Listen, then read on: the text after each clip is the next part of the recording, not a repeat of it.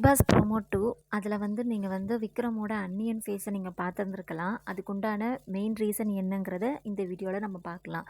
Sunday எபிசோடுக்காக எல்லாருமே கிளம்பிட்டு இருக்கிறாங்க. ஆல்மோஸ்ட் கேர்ள்ஸ் எல்லாமே கிளம்பிட்டாங்க. பாய்ஸ் தான் இன்னும் கிளம்பாமல் இருக்கிறாங்க. அந்த சமயத்தில் மேபி விக்ரம் வந்து அவங்க ஒய்ஃப் வந்து அவங்கக்கிட்ட சொன்ன ஏதோ ஒரு தகவலை லூஸ் டாக் விட்டுருந்துருக்கலாம். அதை வந்து கேட்ட நம்மளோட திவ்யாவை பற்றி எல்லாருக்குமே தெரியும். அவங்க வந்து அவங்க மேலே வந்து ஒரு அக்யூசேஷன் இருக்குன்னா அதை அவங்க கிளாரிஃபை பண்ணாமல் போக மாட்டாங்க. அப்போ அவங்க வந்து அது சம்மந்தமாக அவங்க கிளாரிஃபை பண்ணுறாங்க. மற்றவங்களுக்கு வந்துச்சுன்னா ரத்தம், எனக்கு வந்தால் தக்காளி சட்னியா, மற்றவங்களுக்கு எமோஷன்ஸ் வந்துச்சுன்னா அது தப்பு இல்லை, எனக்கு எமோஷன்ஸ் இருந்துச்சுன்னா அது தப்பா அப்படிங்கிற மாதிரி கேட்டுட்ருக்காங்க. அவங்க விக்ரம் மேலே வந்து தப்பு இருக்கிறதுனால தான் விக்ரம் வந்து நான் உங்கள் காலில் வேணால் நான் வந்து விழுந்துடட்டுமா அப்படிங்கிற மாதிரி நான் கேட்குறாங்க.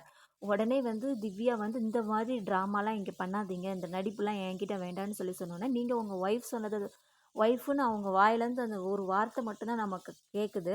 கேட்ட உடனே அவங்க வந்து ஓவர் பெஸ்ட் ஆகிடுறாங்க. விக்ரம், என் ஒய்ஃபை பற்றி ஏன் பேசுகிறீங்க, என் ஒய்ஃப் வந்து கண்டஸ்டன்ட் கிடையாது. அதாவது விக்ரம் வந்து அவங்களோட ஒய்ஃபை பற்றி பேசுகிறது வந்து தப்பு கிடையாது. இவங்க வந்து அவங்க ஒய்ஃபு அவங்க சொன்னதை இவங்க சொன்ன உடனே வந்து அவங்களால அதை தாங்கிக்க முடியல. ஏன்னா வந்து விக்ரமோட ஃபேமிலியிலேருந்து வந்திருக்கும் போது தெரியும், இவங்க வந்து அவங்க ஃபேமிலியில் ரொம்ப அட்டாச்சாக இருக்காங்க. அவங்க ஒய்ஃப் கிட்ட வந்து ரொம்ப ரொம்ப எல்லாருமே ஆக்சுவலாக வந்து அட்டாச்சாக தான் இருப்போம். இவங்க வந்து அவங்க ஒய்ஃப் மேலே ஏதோ ஒரு தப்பான ஒரு அக்யூசேஷன் பேரக்கூடாது, தப் ஒய்ஃபு மேலே வந்து ஒரு தப்பான ஒரு அபிப்பிராயம் அவங்கள எல்லாருமே வந்து ஏதாவது சொல்லிடுவாங்களோ அப்படிங்கிற ஒரு பயத்தினால இவங்க வந்து ரொம்பவே எமோஷனாக ரொம்பவே கத்திடுறாங்க.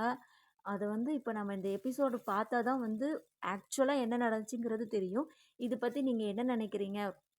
12 வாரம் ஆனதுக்கப்புறம் தான் விக்ரமோட இந்த ஒரு ஃபேஸ் தெரியுது.